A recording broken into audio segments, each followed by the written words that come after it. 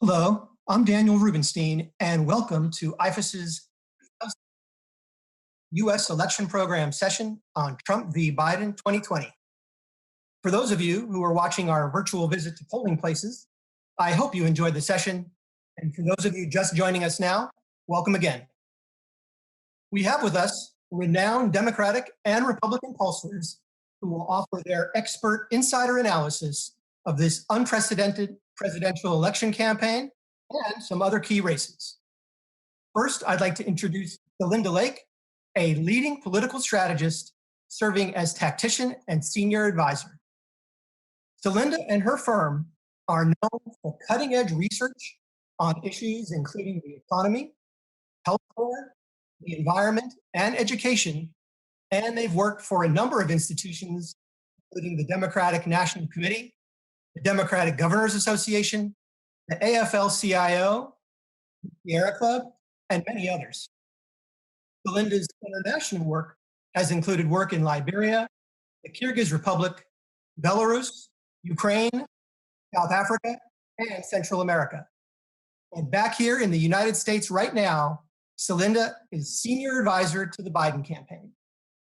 I'd also like to introduce Ed Goeas, president and CEO of the Tarrance Group, one of the most respected and successful Republican survey research and strategy teams in American politics today, acting as pollster for 30 current members of the U.S. House, 12 United States senators, and 5 governors. In addition to his campaign work, Ed works in partnership with our other guest, Celinda, on the nationally recognized Georgetown University Battleground Poll, one of the United States' most respected national political research programs. In fact, in 2011, Celinda Lake and Ed Goeas were jointly awarded the Distinguished Service to the Profession Award for their impressive body of work on the Battleground Poll over the last 20 years. Ed consults on a wide range of policy concerns such as education policy, healthcare, immigration law, criminal justice reform, and youth voting trends, just to name a few. Celinda and Ed, welcome again. And now we'll start with our questions. Our first question Thank you so much. On campaign strategy, and it will be for Celinda, but our audience is also invited to share their thoughts on this question and all of our questions today in the chat. So Celinda, let's talk strategy from the perspective of the campaign. Stepping back from 30,000 feet, as we say, what was the strategy or the game plan for the Biden campaign? And how would you grade the campaign and the candidate in terms of how they've executed the strategy so far in their pursuit of 270 votes in the Electoral College? Celinda? Well, thank you so much. And it's delightful to be here. And I'm eager for the perspective of others. I also want to say it's always a great pleasure and honor to do things with Ed, who's a very good friend, a brilliant colleague, and just a tremendously courageous pollster, honestly, particularly in the current environment. I can't speak officially for the campaign, but I will speak just from my vantage point. So I think from day one, the Biden campaign has always seen this as fundamentally a contrast in leadership. And as Joe Biden said when he announced, and as he said when he's closing, this is a battle for the soul of our nation. And that contrast in leadership has been particularly vivid to women voters, to people of color, and to seniors. And for the first time, the Democrats, since before 2004, are doing very, very well with seniors who fundamentally reject the kind of leadership style of Donald Trump, but also have responded very, very strongly to the leadership deficit manifested by the handling of COVID in this country. The second piece of the strategy has been to deal with an overall partisan deficit that we've had for some time on the economy. And Donald Trump was elected in part because he offered a different economic vision and because Americans thought maybe you need a businessman to get the economy going. And that remains his strength. And so we have try to be very, very specific with a very comprehensive economic plan, and then run at, at least 40% of our messaging on that economic plan for the country. And that's been very important. The third part of this strategy has been to focus on key states. And even though the battleground is expanded, to never lose focus of those key states. And I really, really credit our manager, who has just done, I think, a brilliant job, Jen O'Malley Dillon, in keeping the campaign focused. This is not a campaign that has overshot its skis, as we say in the United States, and has really stayed focused on the states that were needed to win. And so you see, unlike 2016, the campaign coming back in aggressively to campaign in Wisconsin and Michigan and Pennsylvania and Ohio and Florida, and really, even though the map has expanded, to stay focused on those key states. The last aspect of the campaign, I think, that's been really, really important is to juggle this definition of change, or a transitional leadership, as Joe Biden expresses it, and a steady hand experience. And of course, we're all extremely excited by Senator Harris's addition to the ticket as the VP, first African American, first woman of color to ever be on the VP slot. And she brought a tremendous amount of substance to the campaign, but also tremendous energy, really motivating women and people of color and younger voters. And so that's been a key part of our strategy as well. I want to acknowledge, and then I'll turn it over to Ed, Mike Donlin and Anita Dunn, who have really been the keepers of the message strategy for the campaign. And I think the clarity of their vision from the first days of the primary to the very end have really helped drive the clarity of the message, as well as Joe Biden himself, who said that he got into the race because of what happened in Charlottesville, and he's ending the race on that same note. To you, Ed, again, the same question. What was the strategy of the game plan of the Trump campaign, and how would you grade the campaign and the candidate in terms of how they have executed so far? Well, let me start off by saying what happened in 2016, because it's extremely important to understand kind of how they have entered into the strategy this year, really backed into the strategy this year, from many people's views. The 2016 campaign was extremely unusual in that by the end of the campaign, you had both candidates, for the first time ever in the history of modern political campaigns in the United States, had a candidate over 50% unfavorable. But in fact, we had both candidates over 50% unfavorable. Both were hovering in the high 50s, low 60s going into the final weeks of the election. One of the things, in fact, we tracked it in our battleground polls, Celinda and I. One of the things we saw was that where usually there is a very cynical vote, usually about 2 or 3%, that dislike both candidates, in 2016, it was 24% of the electorate. And not only 24% of the electorate, but all the way until the final weeks of the campaign, neither candidate was getting more than 20% of that 24%, meaning 60% of that 24% was floating out there. We really didn't know, were they going to vote? Were they going to vote third party, or were they at the last minute move in one candidate's direction or the other?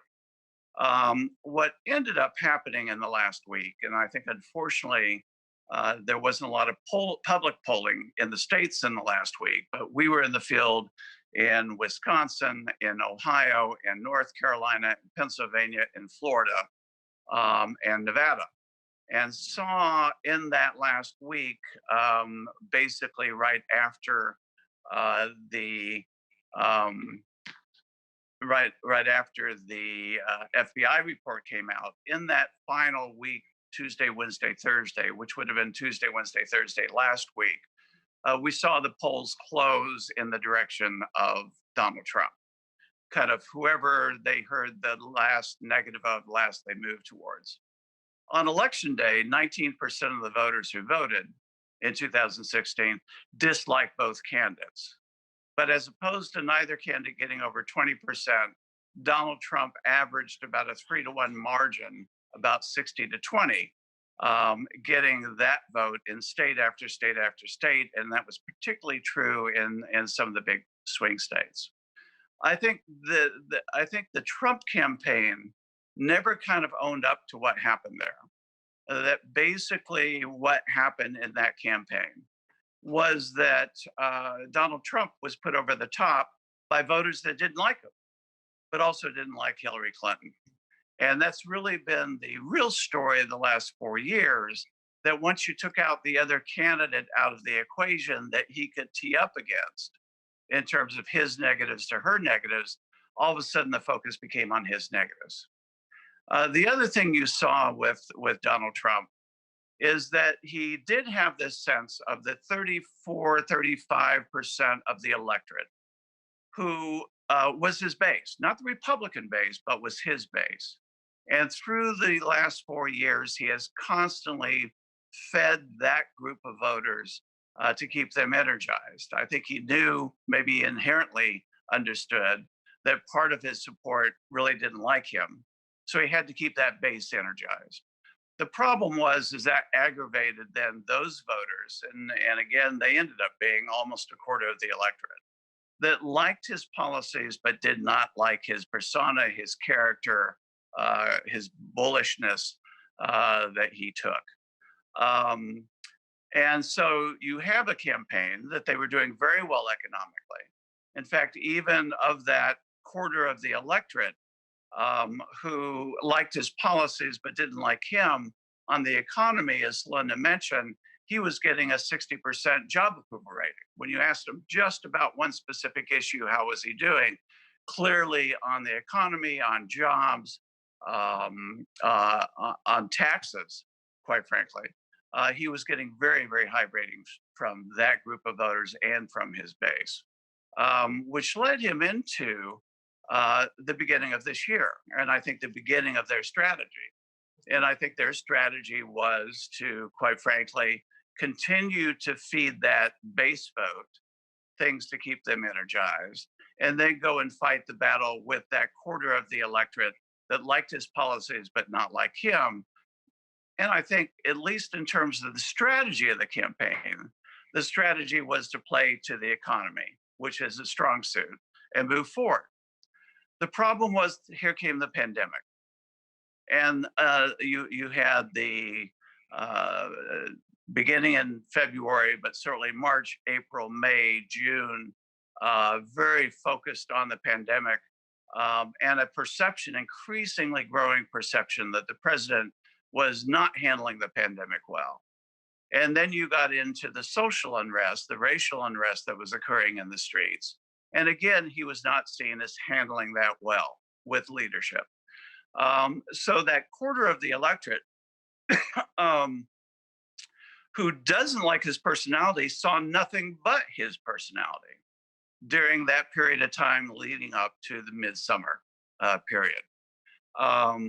And he did not seem to adjust to it. The campaign tried to get him focused on the economy, the economy, the economy. But he took certain positions that was very instinctual as opposed to informed in terms of the pandemic and in terms of what he called law and order, but in fact was seen by the majority of the American public much differently. As a result, if you took that quarter of the electorate, half of them were independents, half of them were Republicans. He virtually lost all those independents, because at the same time, Biden was really surfacing as the candidate for civility, for leadership, for character, and they went moving to him in very large numbers. And the Republicans, that was the other half of that quarter of the electorate, split. Some stuck with the base, the Trump base. The other quarter kind of floated out there during the summer, really increasingly disturbed by what they were seeing from the president and how it was operating. So that brings us to the fall campaign, that they were by that point committed to, this is what we're going to do in the campaign. It, I believe, was a faulty strategy. I think the campaign tried to get all the commercials, quite frankly, to be very, very focused on the economy. But Donald Trump just never fell into that messaging. He always fell into that trap, I believe a trap, of wanting to play to that base and feeding things to the base. So that kind of leads us to where we are today, which not only does Biden lead in all the national polls through this weekend, lead on all the national polls by an average of about 7 points. That compares to Hillary Clinton, that was at 3.2%, half of that amount last time around. But I think something the national polls are missing is that that's not because Biden built up his leads in states like California, New York, and Illinois. It's because he was actually gaining in states like Texas and Georgia and Florida, North Carolina, all those battleground states and new battleground states for some of them, that we end up ourselves on an election that he has to basically run the table on all the southern, western, southeastern states. And that only gets him short of Pennsylvania. And he has to win Pennsylvania, but he has to run the table on all of that. And it's very unlikely that's going to happen. Thank you so much, Ed. And I should note that before we move to our next question, we're thrilled to have Celinda with us by audio. And I know that we're trying to get her video plugged in as well. I would now like to turn to the issue of new issues and new drivers of constituency motivation. Now, if we put the pandemic aside, I would like your thoughts on what issues do you think have changed significantly or have emerged as completely new issues in this US election cycle? And how do you see those issues changing how you assess US public opinion? Let's go to Celinda first. In terms of, there are three things. Do you mean by issues, issues like substantive issues, or do you mean like dilemmas? Whatever you'd like, but something that's new or that really has changed quite a bit since 16. Got it. So I think that Ed covered one of the most important things that has changed, which is the double haters, as we call them, and the fact that the intensity is so much greater for Donald Trump than for Joe Biden. And in fact, Joe Biden today is net positively perceived by the electorate. Donald Trump is not. The second thing I think that's really different from 2016 is Donald Trump is the incumbent. He runs much better as an outsider than he does as an incumbent, where he has to be held responsible for what's happened. And that is particularly complicated, I think, in the COVID era. The third thing that's changed is the enthusiasm. There is a great deal of enthusiasm on the Democratic side, much of it generated, frankly, by being anti-Trump. But you see really strong enthusiasm this year. And both sides are pretty enthusiastic, but you definitely see more enthusiasm generated by Donald Trump himself on the Democratic side.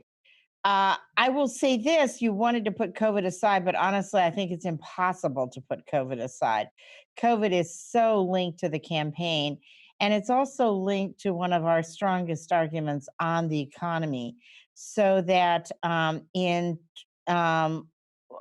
that Donald Trump still has an advantage when you ask who is better on the economy. But when you link the economy to COVID, then Joe Biden starts to be much more competitive. So directly, COVID is a big issue, and then indirectly in its impact on the economy.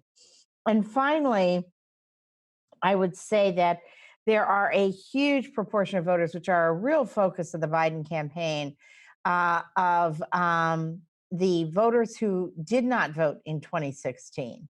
And they make up a very substantial proportion of the electorate. And the Biden campaign has been quite focused on getting those voters out to vote. And they're a very important bloc. The last thing I will say is third parties. Third parties played a pretty major role in 2016. They might have played a major role in 2020, but a lot of voters who would have been inclined to vote third party, younger voters, young men of color, are not voting third party because they feel like the stakes are just too high in this election. And we did a very interesting focus group in Philadelphia where we recruited focus groups or small group discussions. We recruited young men of color who had either voted for third party or had not voted in 2016. And one young guy came in and at the very beginning of the conversation, he slapped his hands down on the table and said, let's be clear here. We have a monster in charge and we have to vote. So I think that kind of sums it up from the Democratic perspective. Thank you so much, Celinda. Ed, any thoughts to add? Again, if we could put the pandemic in terms of Those that see him as a monster also. True. I think a couple of things. I think, first of all, Celinda's right. You can't avoid COVID. And for a couple of reasons. One is because, I've always said about Donald Trump, people that talk about how he lies so much. I don't know that he knows he's lying, quite frankly. He is not a businessman. He is a salesman. And as a salesman, his product is him. And he has spent his entire life maybe embellishing on points to sell his product himself. And I think that style has carried over into politics. And I think that's unfortunate because one of the things that has hurt him the most during COVID is him putting out a message almost on a daily basis that was so directly contradictory to the numbers that were flashing up on the TV screen about the number of cases, the increase of cases, the second surge, the number of deaths, just all were contrary to what he was trying to say about that issue because he wanted to get back to the economy. And partially what I think he was trying to do to Biden, because he still has, if you ask job approval on the economy, where a year ago he had a 20-point lead, today he still has a 3 or 4-point lead, but it's very close. And I think he was trying to use that to make Biden the one that wants to close down the economy and not move forward. And I think that message has fallen short. So I think as an issue, you have kind of this combined COVID and the economy. The other issue is I think character is coming into play. I always said to those that talked about Donald Trump and how uncivil he was, and his attitude towards things, is that for him to be accepted, our country or a segment of our country had to decline to a point that he was acceptable, what he was saying and how he was saying it, and his style out there. That has become an issue, I think, with a broader number of voters, and an issue that, quite frankly, has played very well to Biden's point, but I think also has been a very confusing issue for the Republican senators who were up for re-election that were in a position of not criticizing their president, but not accepting his style. And I think that has been one of the key components that hasn't been talked much about in this election. Thank you very much, Ed. A quick turn now to the issue of undecided voters and political polarization, two issues I know our international audience are equally familiar with. So, Linda, let's start with you. Political independents are often the people who campaigns seek to garner support from in general elections here in the US and elsewhere. But in this cycle, it seemed that there were so few undecided voters, if I'm not mistaken. So how did the campaigns respond to this and adapt to this? And do you see this as a short-term trend or as something more enduring? So there were very few undecided voters, and right now we're down to like 1% undecided. And for large portions of the campaigns, particularly in the targeted states, the undecided vote was like 4%. And we do have polarization. It's not a new trend. We've had polarization for some time. And in fact, the Battleground survey that Ed and I do together has identified that for quite some time, that we've had quite a bit of polarization. Ticket splitting is also down because of the polarization, where people would vote Democratic for some offices and Republican for others. And the power of incumbency has kind of muted that, but ticket splitting is way down. So that one of the things that both Trump and Biden are doing right now is trying to, in their campaigning, influence Senate races, influence House and state ledge races as well. It's one of the reasons for the emphasis of both campaigns on the in Texas, independent of winning it presidentially, because the state legislature is control of the state legislature is up, and there are a record number of swing congressional districts there as well. What's interesting is you have independent registration on the rise, and that can be kind of seductive because you'd think, oh, okay, well, independents are on the rise. But actually, we ask a very interesting question in our polling, which, if you are independent, which way do you lean? Do you lean Democratic or Republican?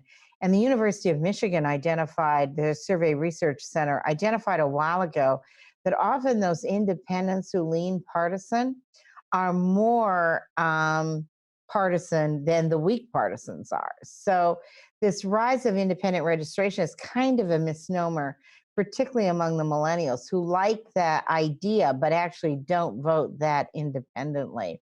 The last thing I will say is independents are not monolithic.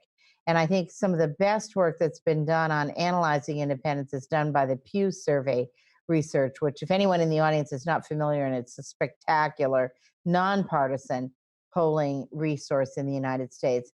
And they've divided a couple of different kinds of independence. And there's a big, big difference, and you're seeing it play out in this election, between independents who are college educated and independents who are non-college educated.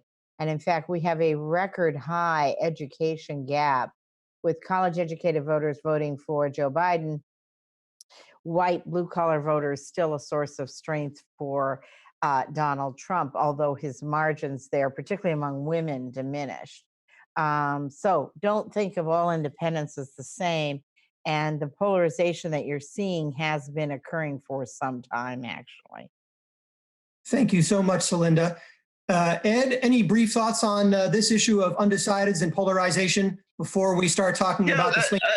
More on the polarization. I mean, our country has been, quite frankly, for a good 2 decades. I would almost say, Celinda, 3 decades through all the time we've been doing the battleground, where Democrats hover somewhere in, including leaning Democrats, hover somewhere in the 42-43% range, and Republicans, up until recently, hovered in that 40-41% range. So basic parity between the two. I blame a lot of the divisiveness, quite frankly, in this country on super PACs, and super PACs that have taken it upon themselves to do the quote unquote dirty work of the campaign.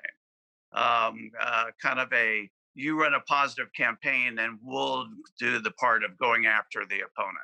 And that's happening on both sides. I think the unfortunate thing in that is, in the process of them trying to raise money, they also criticize candidates that are not pure. In terms of Republicans, they're a big one pushing the rhino Republican in name only, and you're saying the same thing with some of the progressives. In fact, I've warned Celinda over the last year that be careful with the progressives, that many of the things they're doing and saying on where they are going in terms of not issues, but in terms of power, remind me of the Tea Party back in 2012, 2014, that really cut deeply into the Republican Party and pushed it towards that much more towards partisanship. The other thing I would say, and I think it's something that I hope Celinda and I will be able over the next few years to keep looking at, is I am a very strong believer that cynical voters are the most easily manipulated voters by demagogues.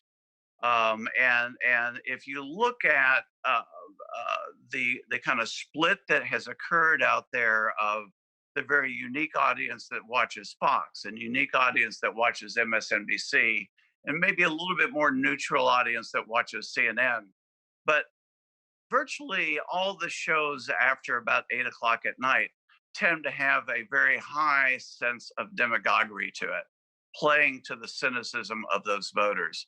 And I think that only stirs that pot of divisiveness. And I think it's very unfortunate. So I see it very strong, but I also blame it very heavily on super PACs and very heavily on cable news networks in the evening. Thank you so much, Ed. Now, no discussion on the eve of our election would be complete without talking about the swing states. And so much analysis has already been done on what we call the purple states that don't predominantly favor either Republicans or Democrats in their recent elections. Can each of you share with our audience which are the states that you think our audience may want to pay particular attention to in the coming days or perhaps the coming weeks, and what specifically to look for in your top 2 or 3 swing or purple states? Let's go back to Celinda.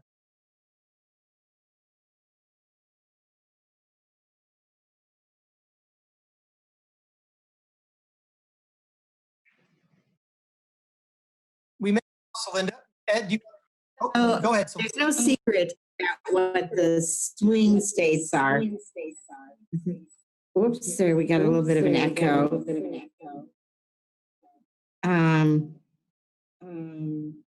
Sorry. Okay. So there are no, you can tell by the candidates' travel schedules.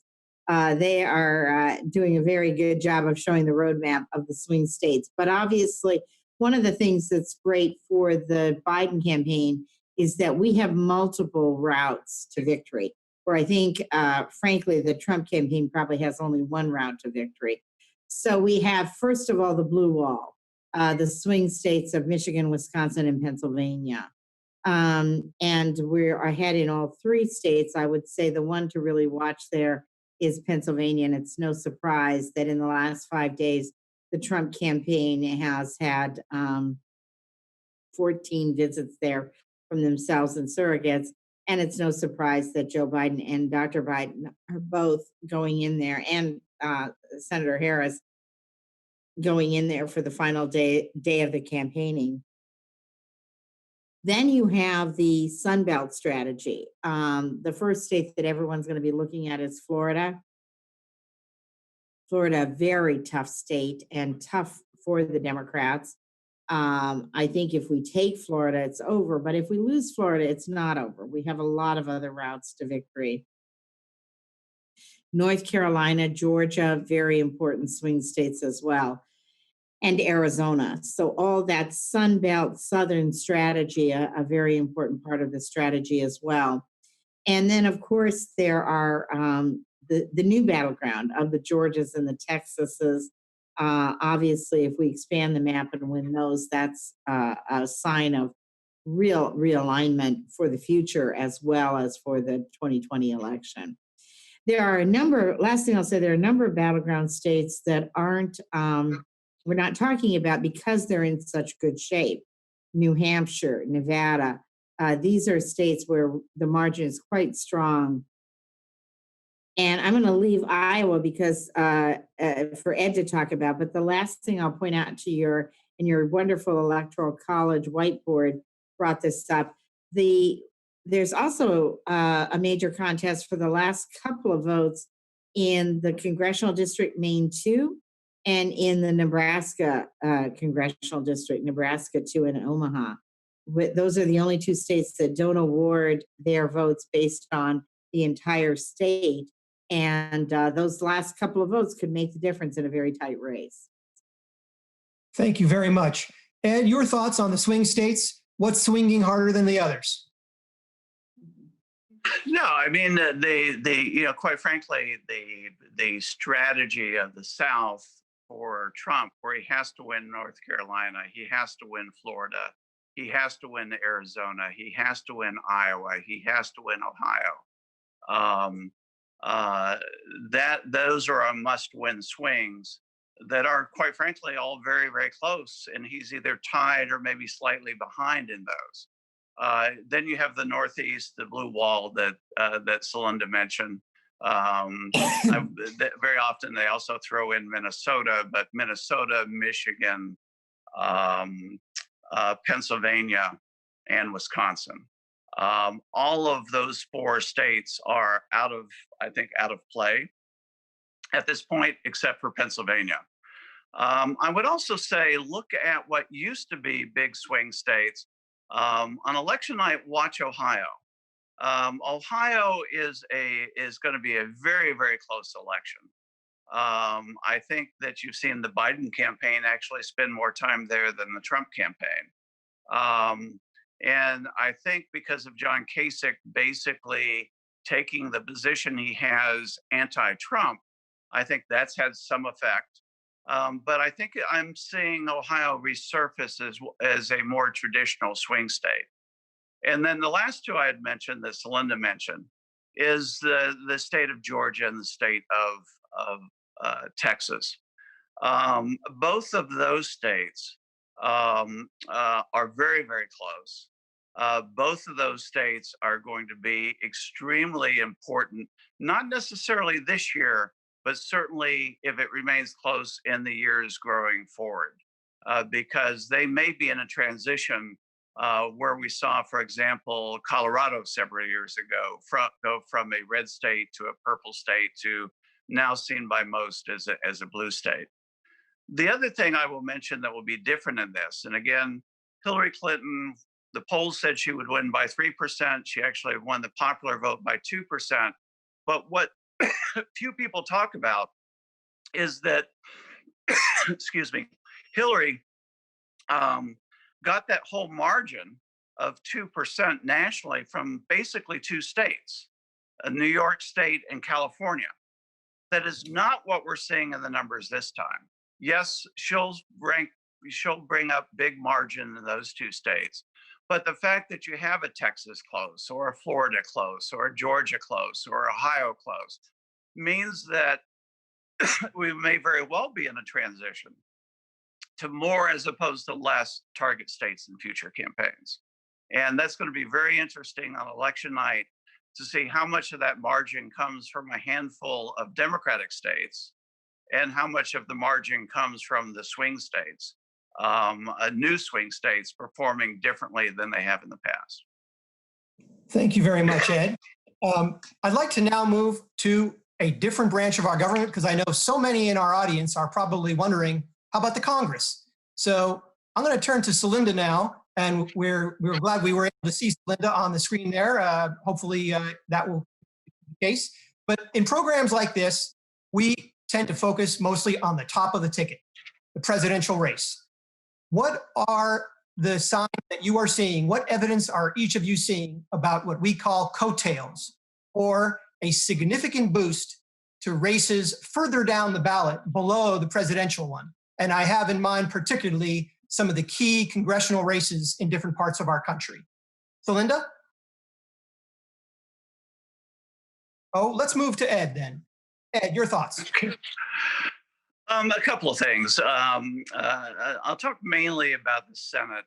I think there's not much expectation to win back control of the House, certainly. I think depending on who you talk to, will we gain a few seats or lose a few seats? But I think on the most part, thinking about a handful of seats. I mean, quite frankly, the Democrats in 2018 won control of Congress because of the suburbs. So you keep hearing about suburban women kind of leaving the Republican Party, if you will, because of Trump, and coming home to roost in those suburban districts. And there are enough of those districts where we had more moderate Republicans that matched the district in the past, but all of a sudden didn't look to match the district anymore. And so the Democrats ran the table on that. I think we'll win a few of those back. But again, it's going to be a handful and probably offset by a few districts we should have lost last time that we didn't. In the Senate, I still think the Senate doesn't necessarily go how the presidential race goes. Biden could win this election and we could still hold on to the Senate. But there's a few key places where it's important. Right now, the assumption is that we pick up Alabama, obviously.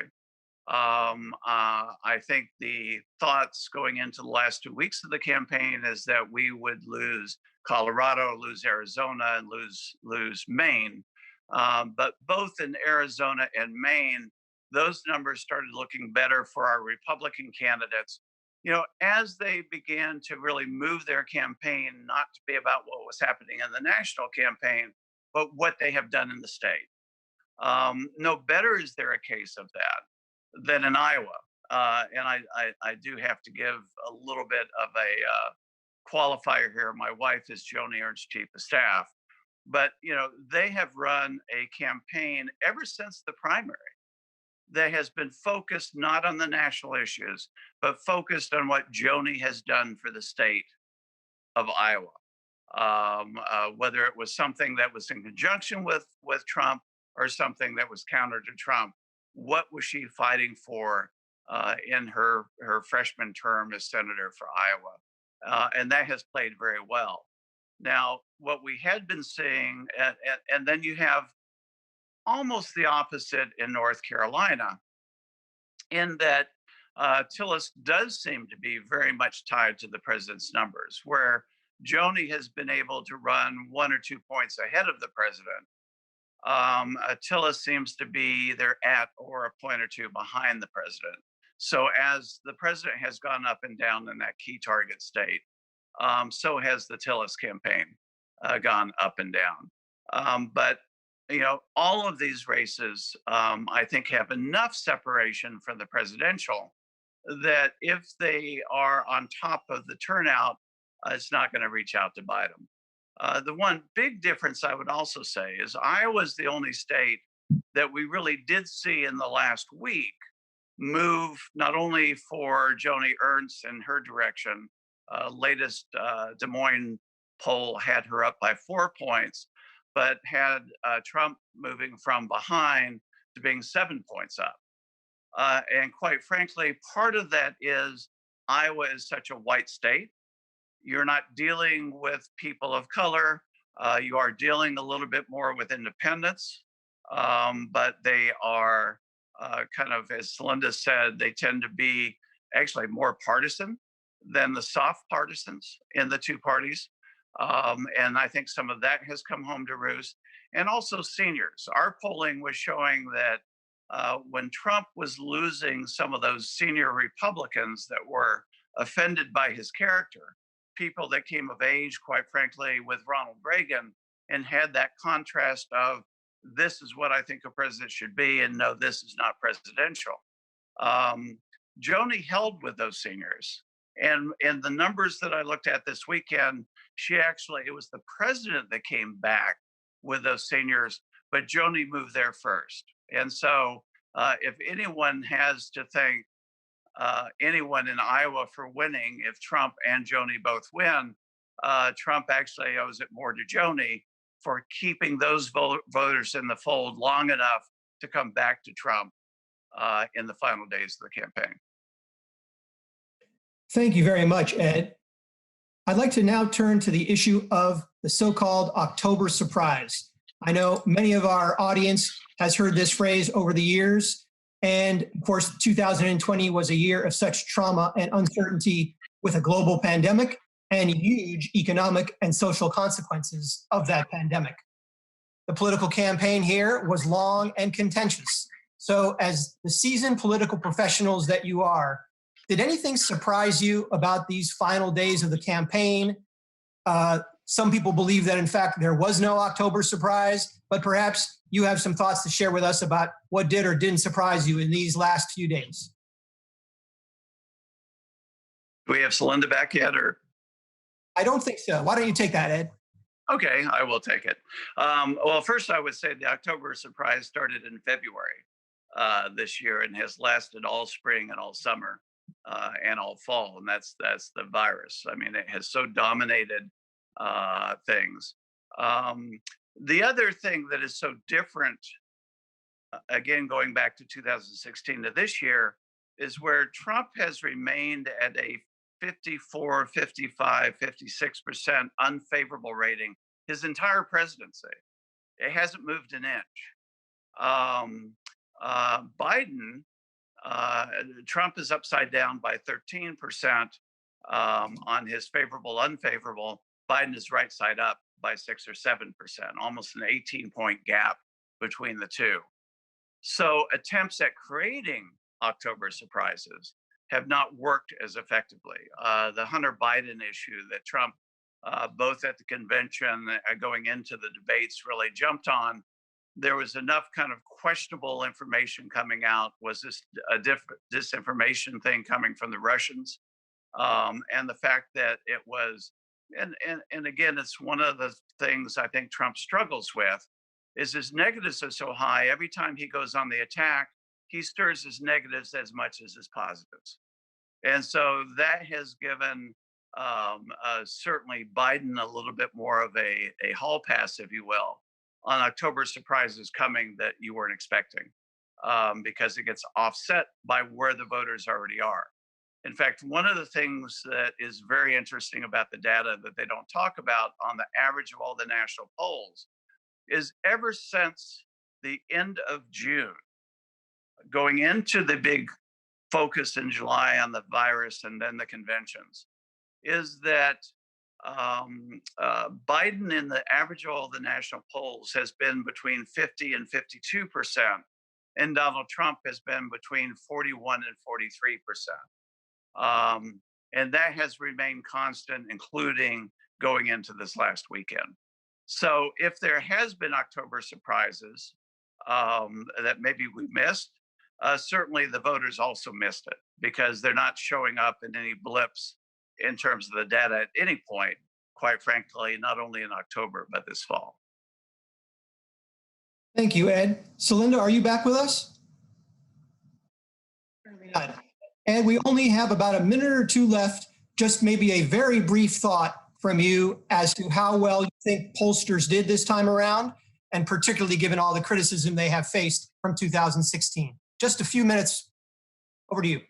Well, 2016 was, quite frankly, the news media trying to find excuses for them pushing so hard for Hillary and looking like they had egg on their face when in fact Trump Trump won. The reality was when they found out that the average of all the national polls was 3% of the popular vote and Hillary got 2%, they then turned their focus on the state polls. The problem with the state polls in 2016, a couple of things, but the biggest problem was they stopped their polling on the Tuesday before the Tuesday election. And so, because they had to get it into the analysis and the stories for the weekend, I was in the field again in Wisconsin, Pennsylvania, North Carolina, Ohio, Nevada, and Florida. That Tuesday, Wednesday, Thursday, a week out from the campaign, when all the state polls had stopped. And that's when I saw the movement of that group of voters that dislike both candidates moving heavily towards Donald Trump. So the polls weren't off, they were just being used ineffectively. Now, what we've seen this year is that all the polls continue to be a little bit later. There's been some state polls coming out this morning. I do think there's a little bit of a problem in that. The problem in the average of all the polls at the state level is that they're fewer and far between. There's not as many of them happening in each state the way it is at the national level. The other thing that is going to be an interesting nuance after this election is over on polling is those polls that do automated polls or online polling, like Rasmussen, like Trafalgar, who also does some modeling in his polling before he releases it, like Harris poll, that are all showing where many of the traditional pollings was in the close to double digits. They were in the 3 or 4% range.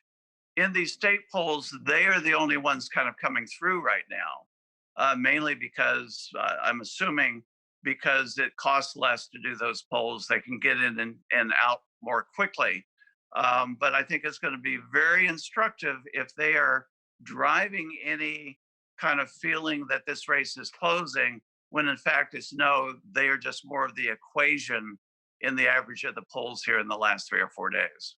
And that's going to be something we'll have to go back and analyze. Thank you very much, Ed.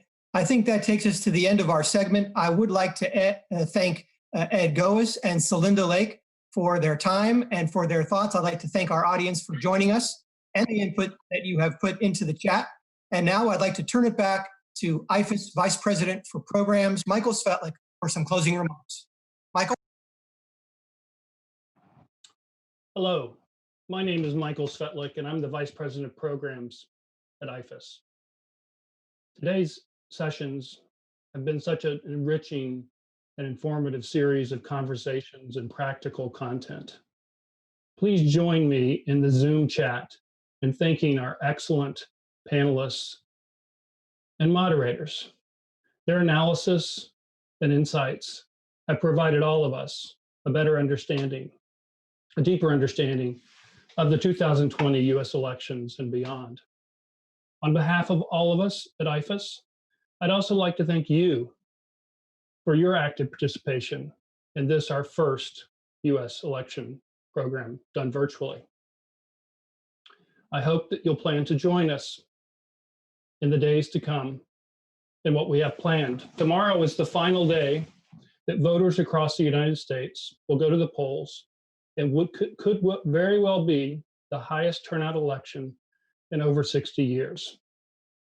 On election day, IFES President Tony Banbury and I, along with a small group of diplomats, will be out visiting polling stations in Washington, D.C.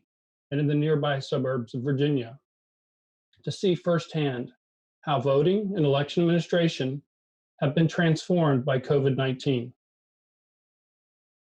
Our IFES teams overseas in Ukraine, Nigeria, and the Pacific Islands are also holding watch parties, workshops, contests, and social activities that will further expand this program. And we'll be sharing on social media using our USEP hashtag. That's hashtag USEP 2020. And I hope that you'll do the same. We're eager to learn about your election day experiences and to have a conversation with those of you that are observing the election from afar.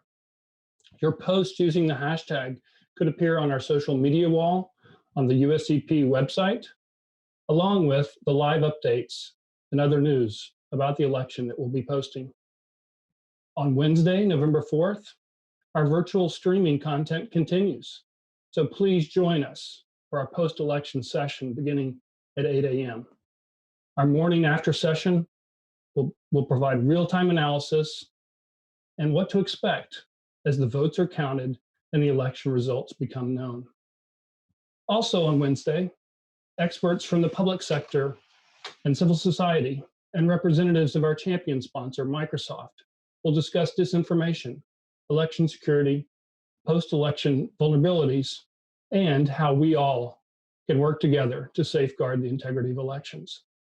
Finally, on behalf of all my colleagues at IFES working around the world to ensure that democracy delivers for all, I want to thank you again for being part of this program and for all that you do. We look forward to continuing the conversation on social media and to having you join us for our programming on November 4th. Thank you.